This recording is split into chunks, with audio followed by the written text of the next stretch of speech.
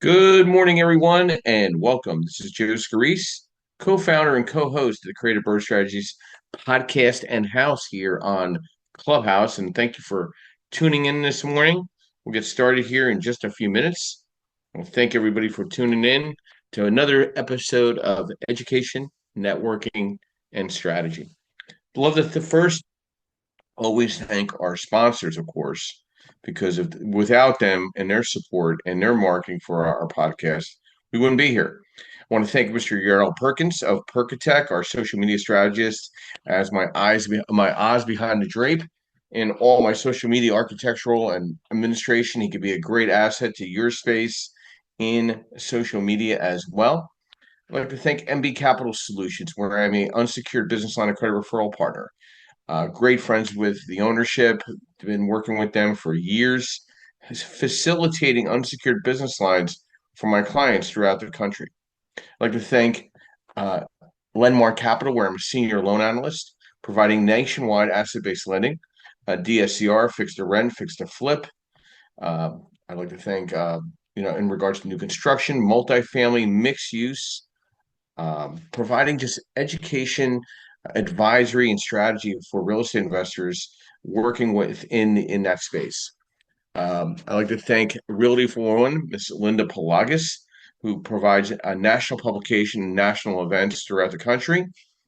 And I'd like to thank Mr. Jim Ingersoll at Elite Dealmakers, where we are now affiliated with them in regards to hosting events in New Jersey and Pennsylvania, hopefully soon in Connecticut and Delaware. It's a great new relationship we're having with them.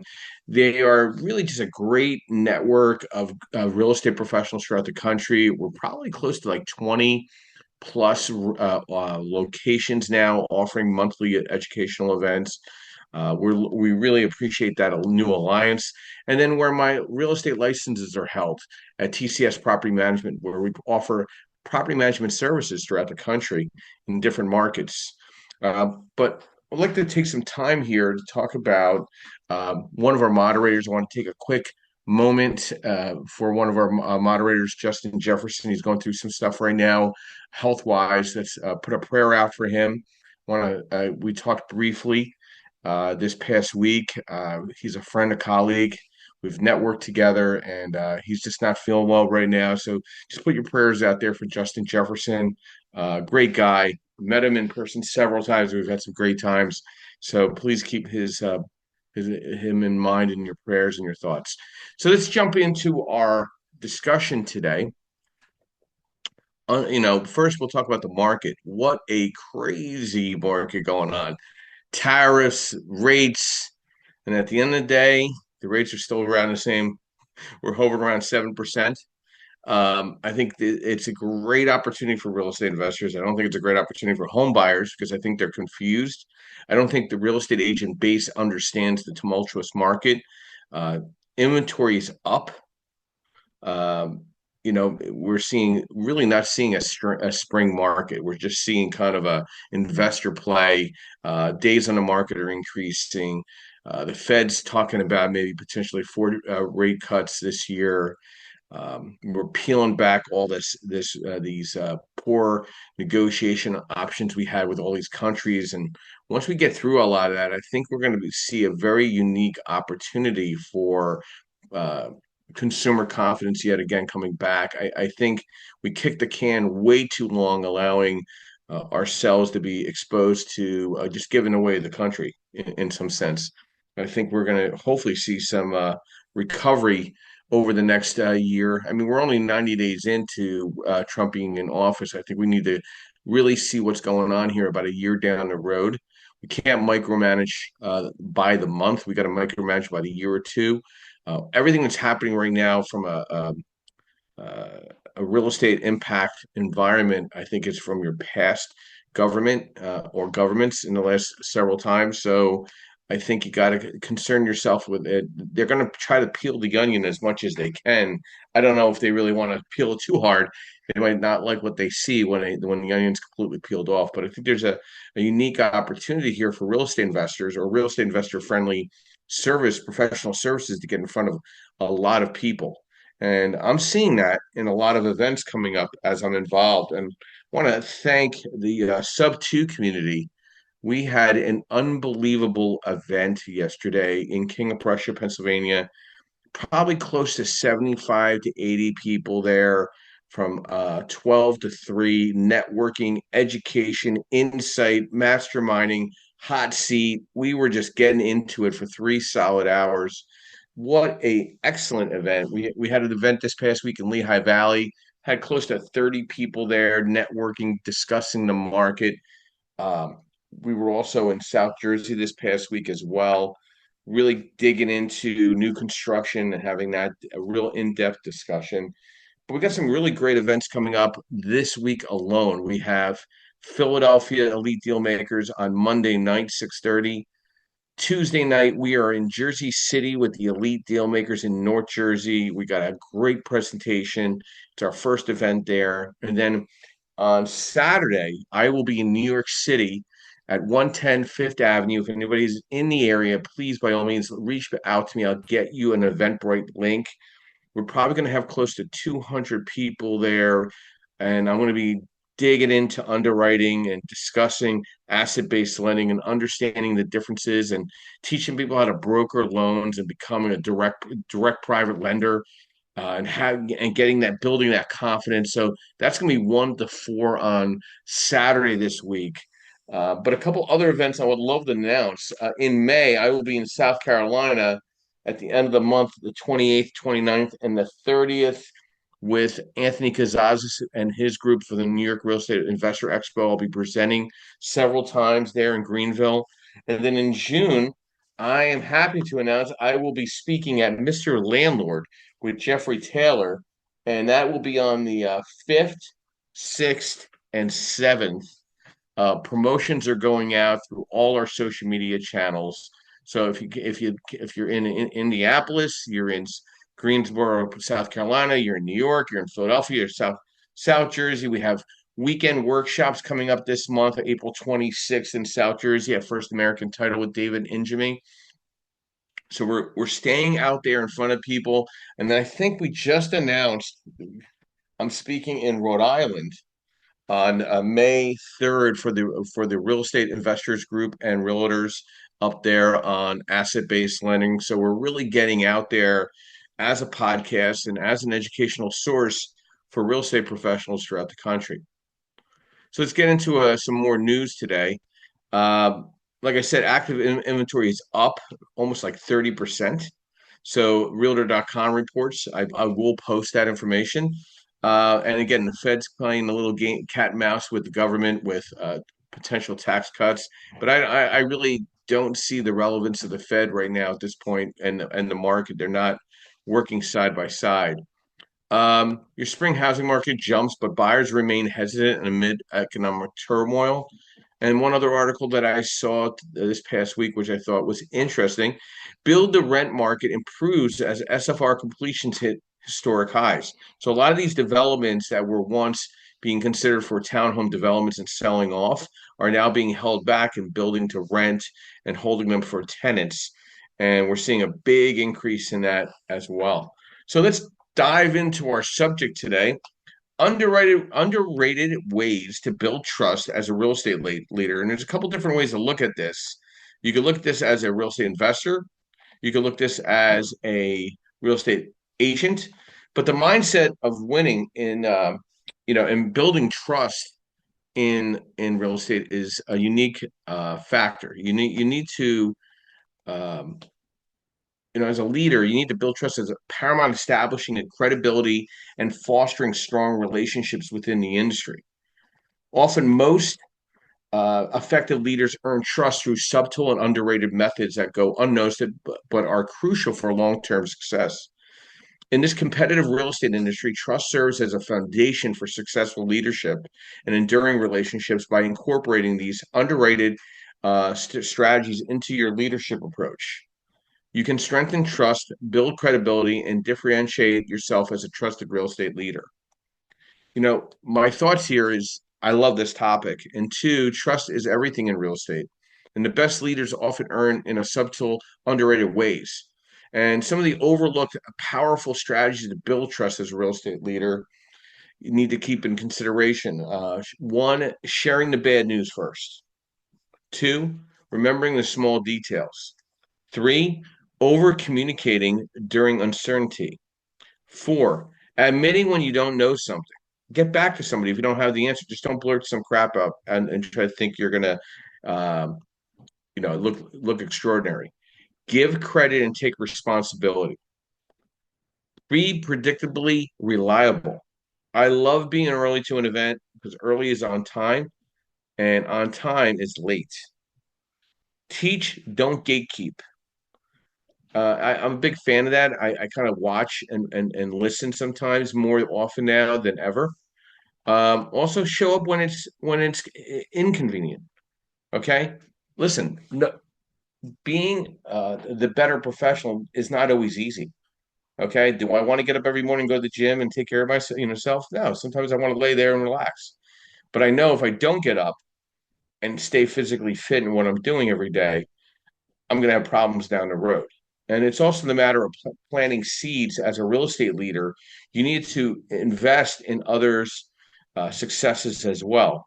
I mean, I'm saying to be the welcome mat, but I'm saying you need to understand that people need encouragement by other trusted real estate experts.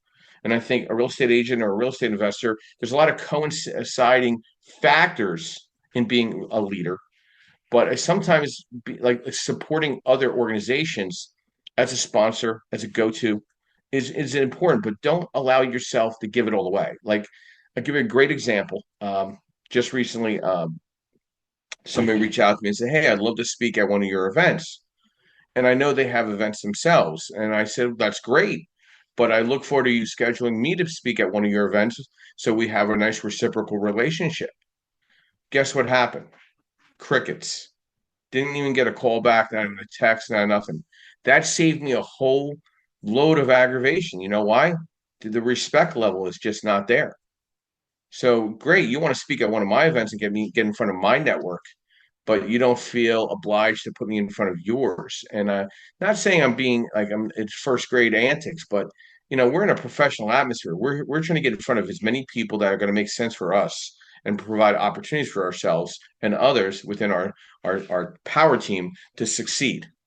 So sometimes the silence answers all questions. So being a leader also sometimes is to be intuitive with people. Sometimes you get that gut feeling that hey, maybe I don't know if I want to team up with this individual. I don't know if I want a alliance. Also, sponsoring as well. I mean, I think people are taking advantage of sponsorship dollars. I mean, some of these sponsorships are ridiculous, and I just don't see the value. But I think people are in such desperation to get in front of people to look like a leader in their space. They confuse the two. You got to weigh out the cost benefit in any way. I'm always a gracious host at every event I go to, even though I'm not the host. I'll give you a great example. A couple of weeks ago, I was in Richmond, Virginia. I instead of taking a table as a vendor because I didn't see the value comparatively just working the room. I'm going to be on the stage and doing a presentation as one of the leaders. I worked that entire room back and forth. And I think I got in front of more people just back and forth, networking, shaking hands, going inside the rooms, getting on the stage, than having a table meeting stuck in one space. And it was a third of the price. I just had to hustle a little bit. Got a couple extra steps in. I got my extra exercise in for the day. But it worked out very well because I got to meet more people because I kept moving around.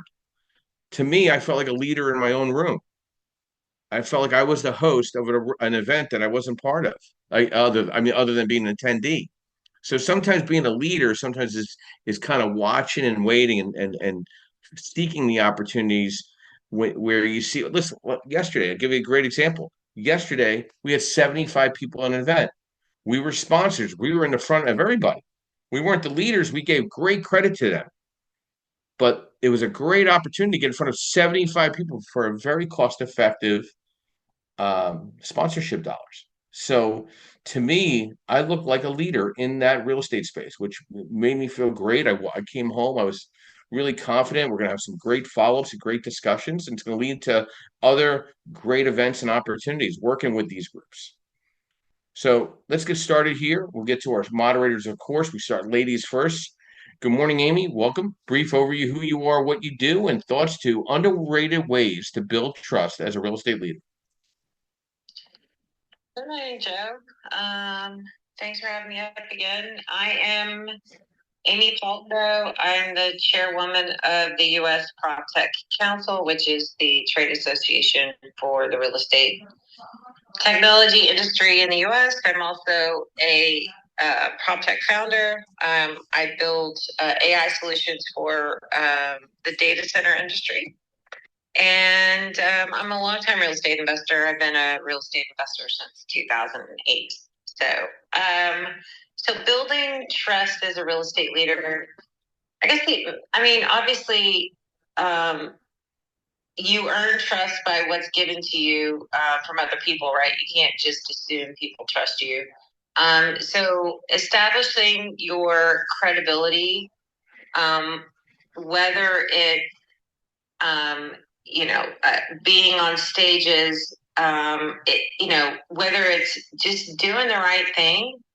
And I think most people just appreciate that when you're courteous and when you're, I read this article, and this might seem kind of silly, but say somebody spills something on the floor and you clean it up, right? I mean, that just seems like simple, but a lot of people would just pass it by. But people notice the little things about you. And if you're courteous and something spilled on the floor and you think it might cause a problem and somebody might fall and you cleaned it up, even though it's not your job, but you did it anyway, that's kind of an underrated thing. But it helps people notice the little things about you. And so if you're doing the right thing, that will build trust in you. And you're going to have plenty of times when you have to do big things. And then that character that you have, because you're doing the little things right all the time, in those moments when you have to do big things, of course you're going to do the right thing, right? But it all starts with the little things. So you got to do the little things right. And if you don't do the little things right, you'll never get to do the big things. So I think that's one way, an underrated way to build trust. I think, if you're courteous and kind, that always helps as well. And kindness should never be underrated, but sometimes it is. So I'm thinking, Amy, I want to bring up your podcast because I watched it the other day. So, do you feel that has accelerated your leadership role with the Prop Tech Council, being very consistent and being in front of people, interviewing people, that level of confidence, and competence, and it's not cockiness, it's just confidence and confidence. It's, you get to learn how to listen and then speak. Has the podcast helped you with leadership in your space? Oh, for sure. I always, it seems like there's a lot of podcasts out there, and that's what a lot of people will say. And there might be a lot of podcasts out there, but even if you are, it positions you as a leader when you have a podcast. It just does. So don't feel like it's saturated and you should do something different. I think podcasts are a great way to kind of build trust with your audience, and trust with the industry. And you can get a lot of really high level people. I do. I get a lot of really high level people to come onto my show just because I have a show. And so there's a lot, and so it serves you in multiple ways, because then you can not only position yourself as a leader in the industry because you have a show, you also get to meet and network with people that you want to meet with because they want to come onto your show, right? So and then when they see that those people come onto your show, then it just builds more trust with your audience, and it just kind of spirals in the right way. So yes, having a podcast is very beneficial for you. And I think, marketing is changing. It's where it's more, it's less ad based now and more social, organic kind of. I think you're gonna build trust with your audience via the social media channels and podcasting and all those things versus a traditional ad might per se. But and that's in my industry where and you're doing B2B kind of work. That's kind of how marketing is going. So yes, for sure, podcasting is great.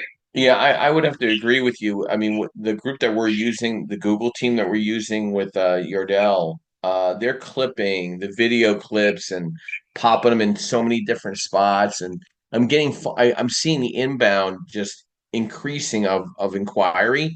But what I have seen when I have a group that shares the podcast out, the live podcast out on Facebook to like 300 groups, like 250 groups, some crazy number, whatever it is all over the country.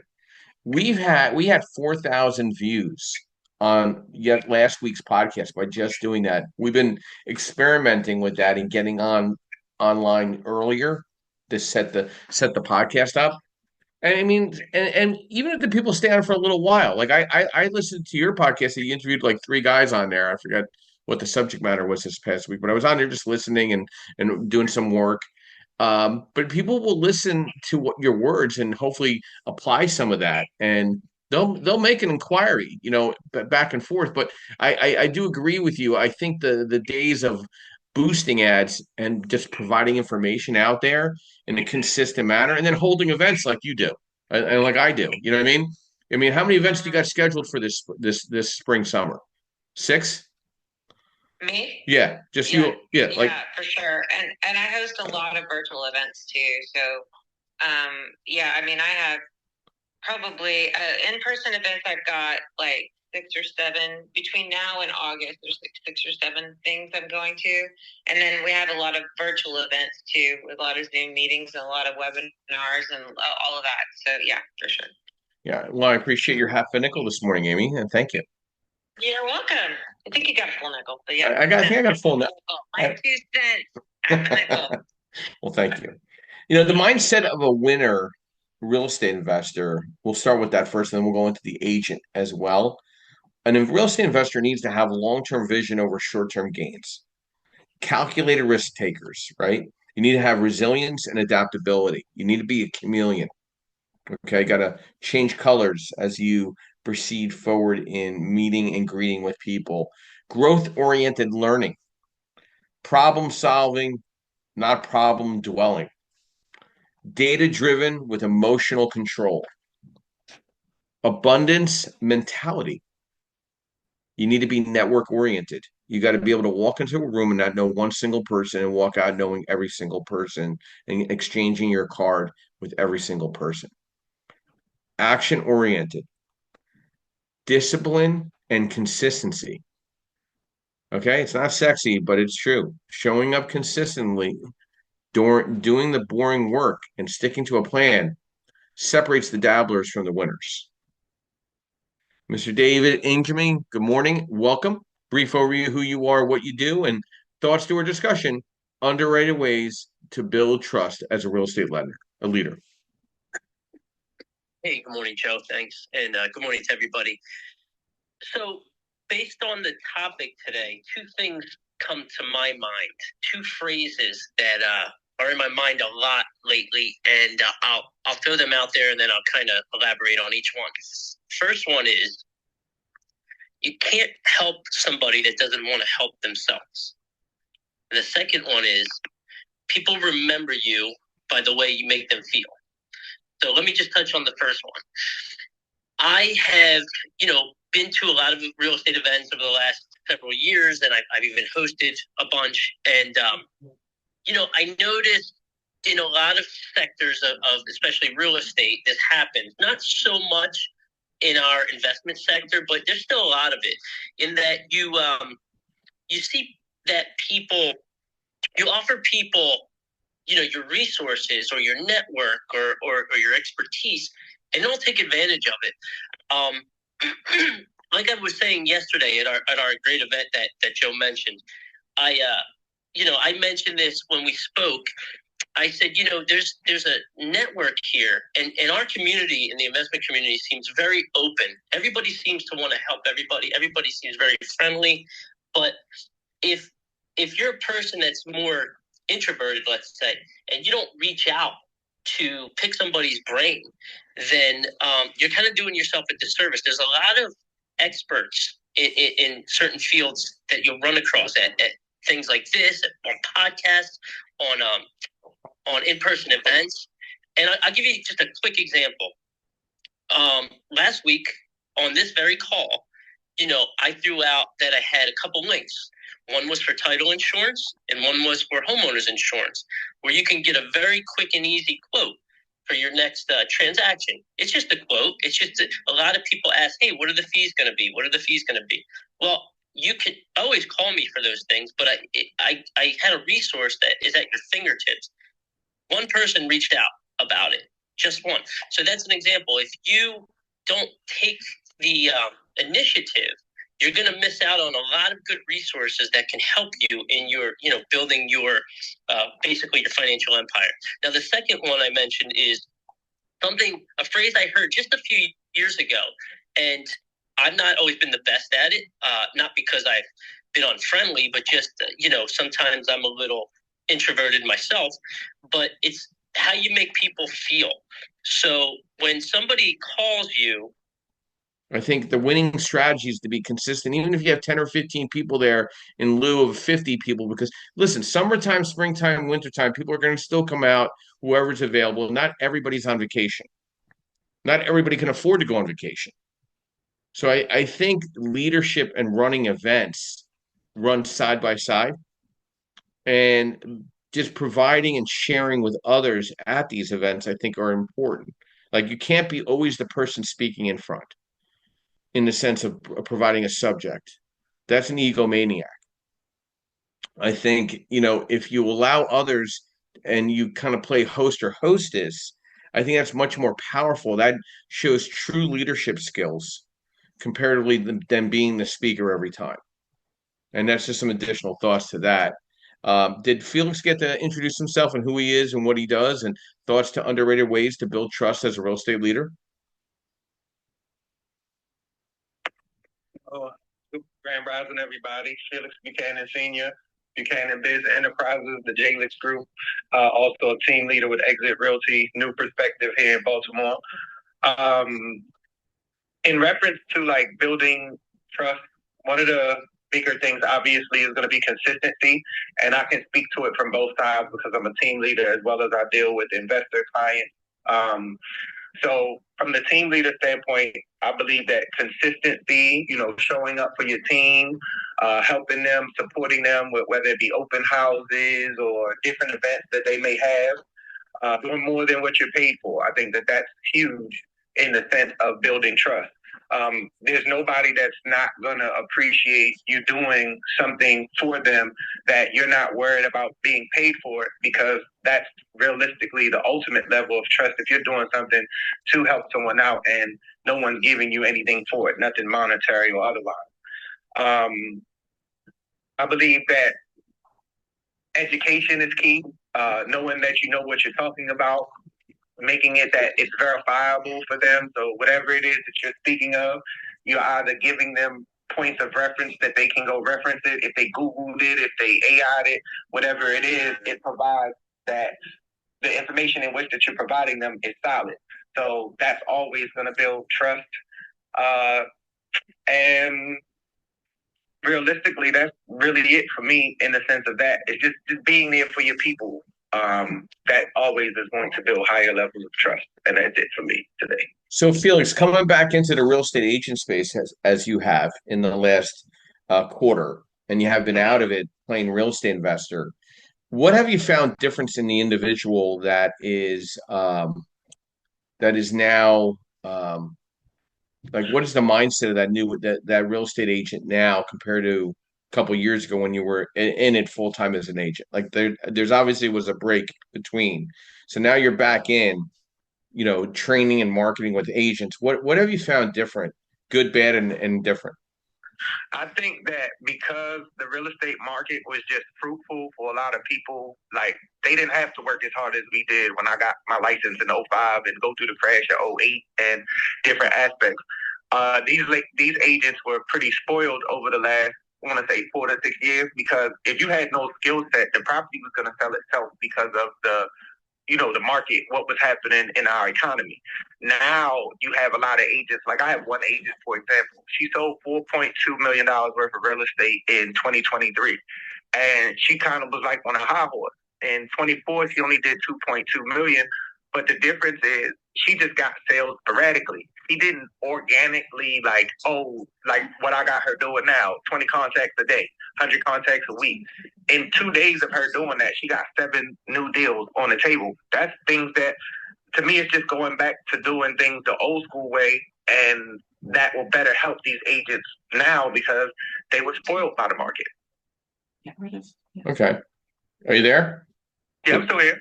So, building trust as a real estate agent in the market is essential for long-term success. So, what strategies are you applying now and tactics to stand out to become the go-to group in Baltimore? And I mean, we'll take that same thought, across the country type of thought.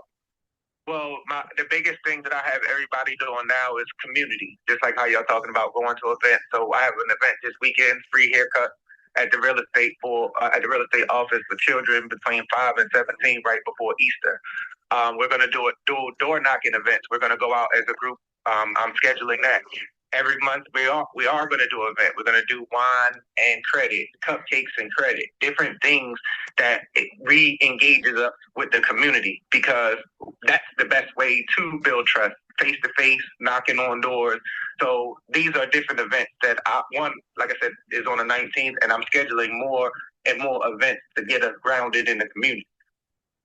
Yeah, I feel like being authentic you, people connect with people, not brands or business cards.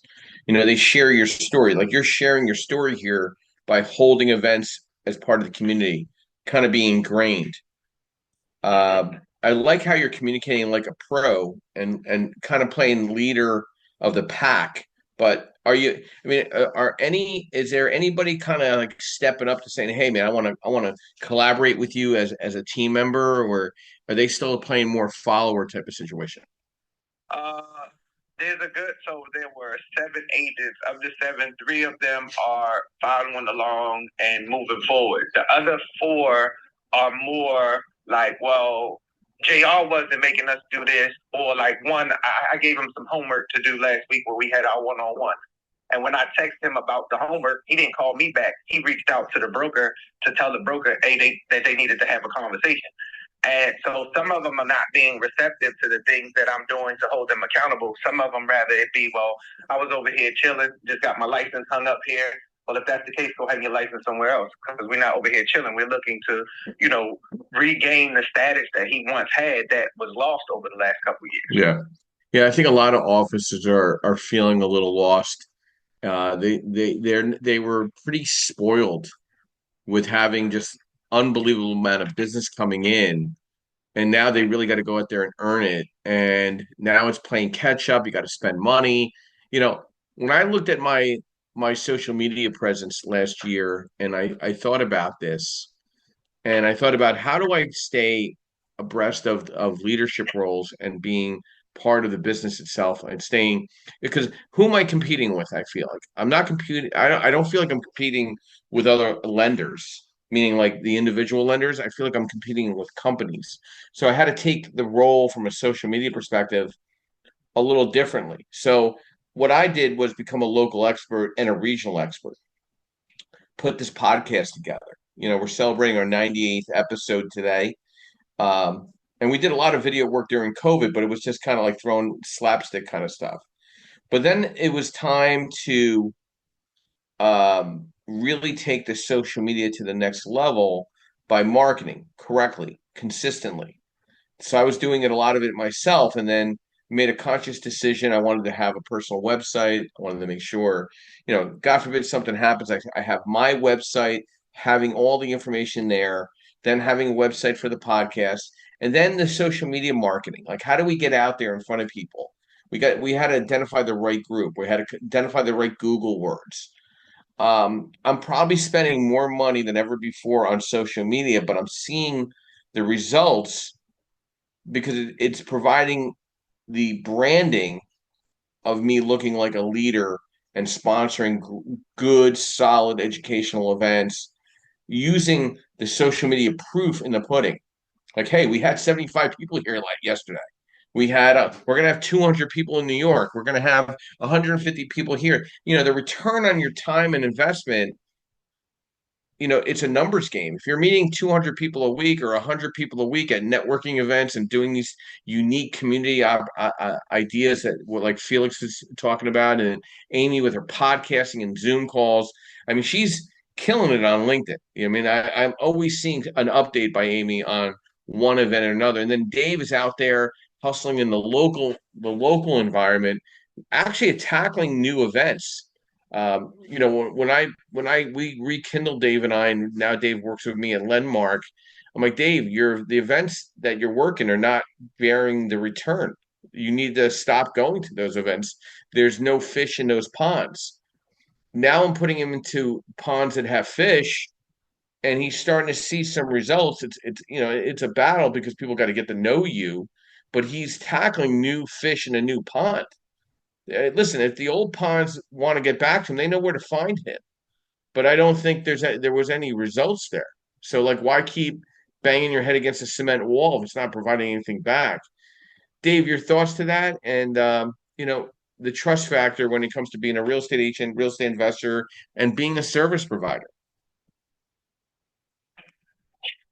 Yeah, so exactly like Joe mentioned, I was focused a lot over the last decade in going to events and hosting events for real estate agents. So their primary business were people that were buying their owner occupied properties, and that had really fallen off in the last few years. And I was a little slow to make the shift and pivot because a lot of them got in-house relationships. They formed joint ventures with title agencies and even insurance agencies. So I took Joe's advice and I started going to more local property investor events where there's, as he said, new fish in the pond, and it was a great move.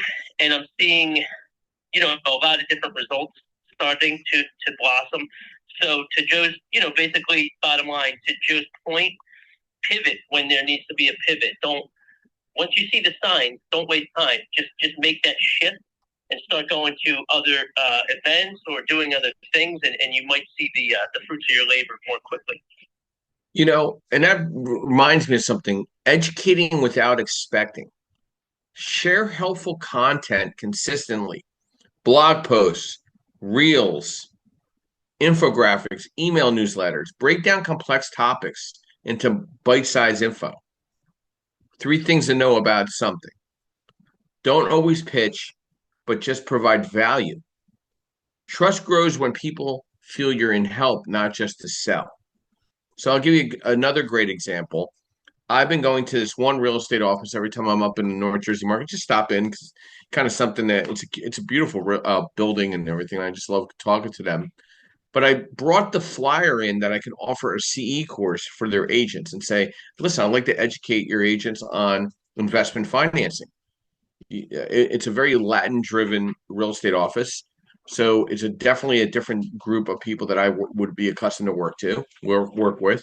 And the young lady was like, "Yeah, you know what? This would be great. We're not getting a lot of home buying. We're getting a lot of investors calling us. So guess what? I have a class on Friday teaching 9 real estate agents CE on asset-based lending. And I've been going to that office probably the last couple of years, just stopping by, and there's like kind of a real estate row in this one town.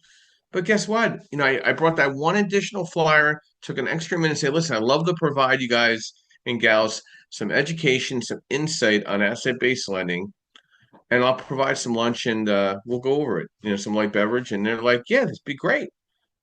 And now 9 realtors later, I might have a relationship out of that, right? I think it's important that you need to find a niche and do well at it and just keep burrowing that hole where you're providing that insight and being an expert in your own space. I think all of us can resonate with that, and being consistent and reliable about it, I think, is very important. Trust comes from repetition and familiarity. You know, posting regularly, being around different events regularly. I mean, listen, the common phrase when I run into somebody, man, you're everywhere. I said, well, I'm right here, but I think the image that I project is that I'm at different venues where people are finding trust working with me, calling me. Hey, listen, I've been seeing at a bunch of events. Can I talk to you about a deal that I have? I mean, that's a great opening phrase. Hey Joe, I had a call yesterday afternoon after the event that Dave and I sponsored. And the gentleman's like, I've seen you in a bunch of different Facebook groups. You run some great Facebook groups. I'd like to be able to set up my correspondent relationship with you. I'm working with this lender, but like they're not taking my call on a Saturday at 4 o'clock. And I said, okay, well, listen, I'm here to provide, you know, the opportune. Here's my boundaries. Okay. And this is what I need from people when we're trying to put things together in that white labeling environment. I'll set up a call with my pod, and you could have a good deep discussion and get comfortable with them, and as you're trying to submit deals with us. But by no means, listen, we're going to separate ourselves from the rest because one, you're going to be able to call us and you're going to be able to text us and you're going to have good communication. I don't think you have that with the other lenders because no, I don't. I said, so it's all about being authentic and being a good communicator with somebody, setting your boundaries, of course, but that's how you become a trusted real estate leader. Whether you're an agent, whether you're a real estate agent, whether you're a real estate investor, whether you're a title agent, or whether you're an insurance agent, whatever service that you provide in the industry, getting back to people, I think, is important. But I think we all have that vibe that we don't want to be taken advantage of as well.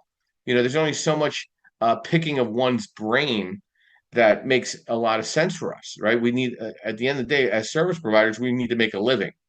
So there's a balance, and you got to kind of set those boundaries.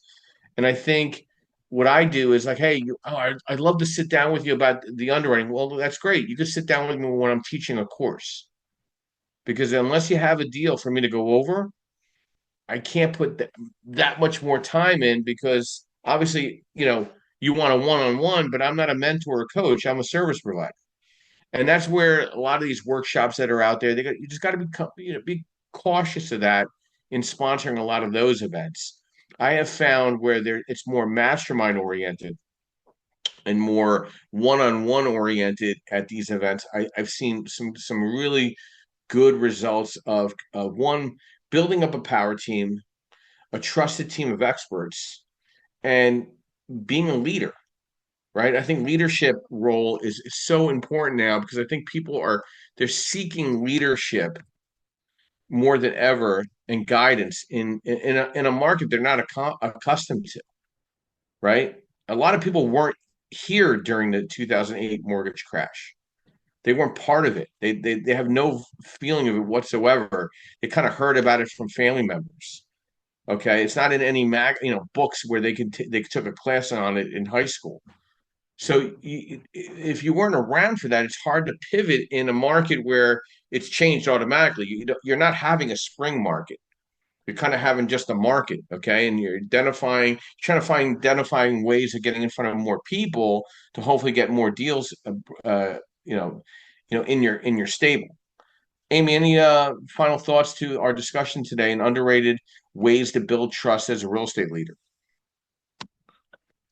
Hey, yeah, I think everything, obviously, a lot of stuff it goes into. I think you're very spot on the fact that yes, if you were a real estate investor back in '08, like you started investing before I did. I started investing in '08. But there is a whole huge swath of people that have never seen a crash, right? I mean, they caught the fever of real estate when it was in a good cycle, and they haven't had to navigate through that yet. So I do believe that there is a vacuum there, and we could fill it with with some people that you have the opportunity to fill and provide your guidance and expertise, and I think you're right. People are looking for that. So um, a lot of people sometimes being a trusted leader really is providing that value. And right now the value is knowledge and expertise in during those times. I don't think we're out of our real estate recession at all. Yeah, yeah. I think we're going to be in this probably till like 2027. And I hate to say that, but I think that's where we're at. And so, if you were around during those times, that you could really provide some really cool, unique guidance on, how do you navigate when an owner has to sell and they don't want to sell, but they're being forced to, and all the emotional stuff. And then when they do sell, and then they go tear up their whole house because they're so mad at the world that they had to sell it. There's going to be all the weird things that happen that used to happen way back when. I mean, I've seen probably a lot when people are walking away from homes, right, and the tears and all that other stuff. There's gonna be a lot of emotion, and not a lot of people are used to that. So yeah, no, for sure. I think it's going to be an interesting time in the next couple of years. Yeah, I don't disagree with you with the 2027. I think we're going to play ping pong for quite a while on this market. I think, you're going to be somewhere in rate. Well, I don't think you should get caught up in the rate, get caught up in the deal.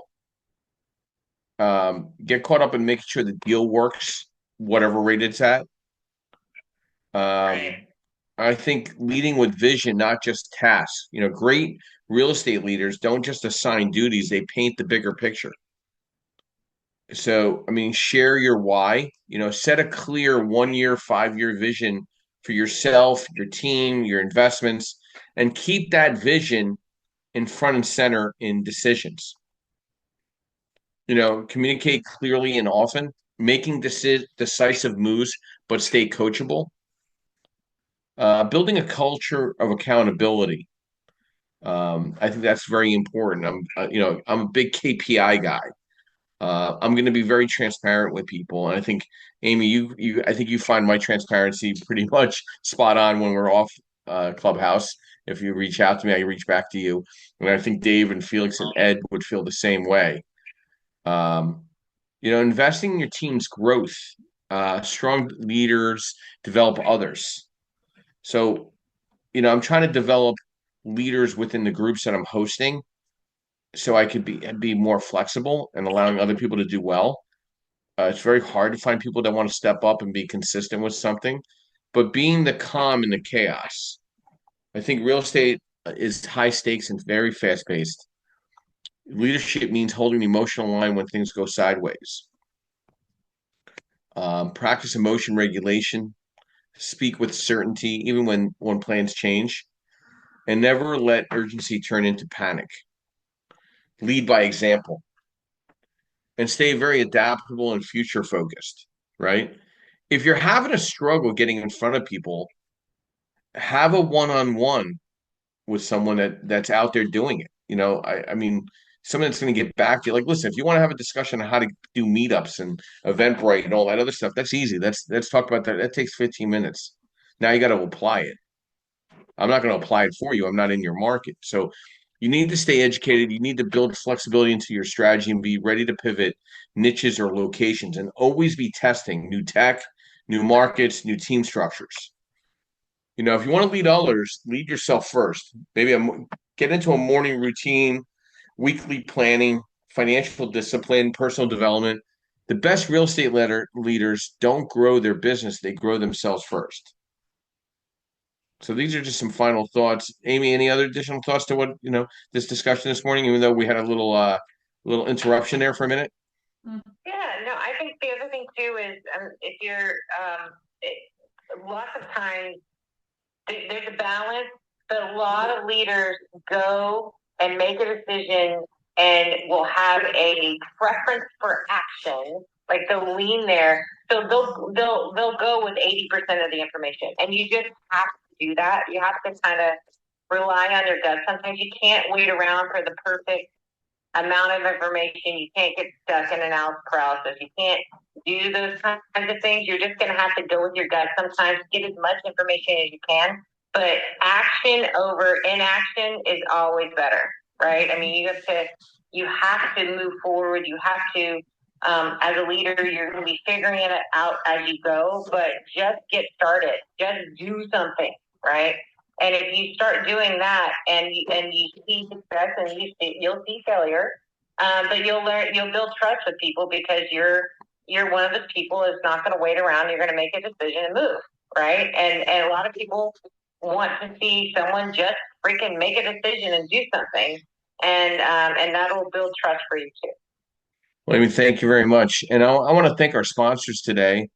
Um, this was a little tough today, keep staying on track with this podcast. Always a couple little things, but we got through it. I think we have some great events coming up, and the sponsors are, I think, a big sport of all this. We have events in New York coming up this Saturday, a couple hundred people, which I'm just so excited to be meeting and greeting with people in New York. This new community that we're tied into, David and myself, we're going to take it into Delaware. We're taking it into Connecticut, New York, New Jersey, Pennsylvania. We're going to go across different areas. I'm speaking now up in Rhode Island and Massachusetts. I think just we're giving this education back through the podcast, through this room on Clubhouse.